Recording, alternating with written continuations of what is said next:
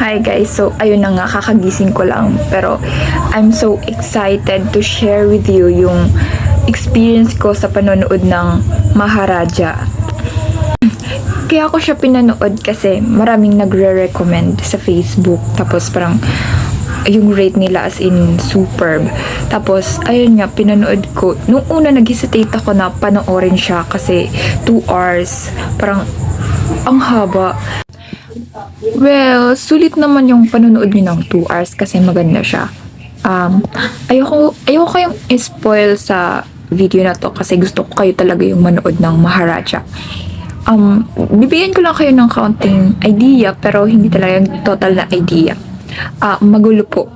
Parang nung una kasi naguguluhan ako kasi parang may mix ng mga scene na parang hindi mo magets. Tsaka parang yung story kasi niya nag-revolve siya sa isang dustbin. Parang kakaiba siya, 'di ba? Kasi yung ibang mga napapanood natin parang alam na natin yung scene, parang familiar na. Pero yung ito talaga, parang sa dustbin talaga siya nag-revolve na yung akala mo na parang basta ang hirap niyang ipaliwanag na akala mo talaga parang naging main character na yung dustbin doon. Pero panoorin nyo, as in maganda yung idea as in. Okay, sige na, para ako rin kasi habang ini-explain ko naguguluhan na rin tuloy ako. Bibigyan ko lang kayo ng konting idea lang. Please, panoorin nyo talaga. Super maganda, super as in.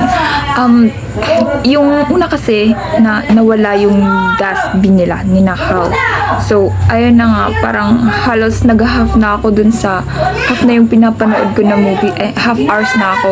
Tapos, naisip ko, mag-e-end ba to na pag nahanap yung dustbin? Parang ganon.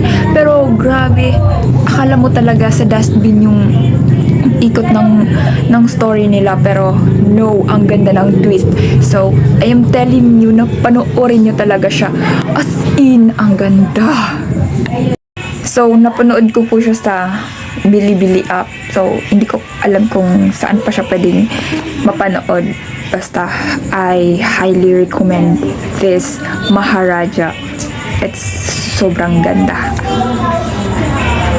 And yung story kasi niya is parang father and daughter. So ako, medyo naboboard ako nung una pero parang pinanood ko siya kasi parang nare-relate din ako sa father and daughter relationship niya.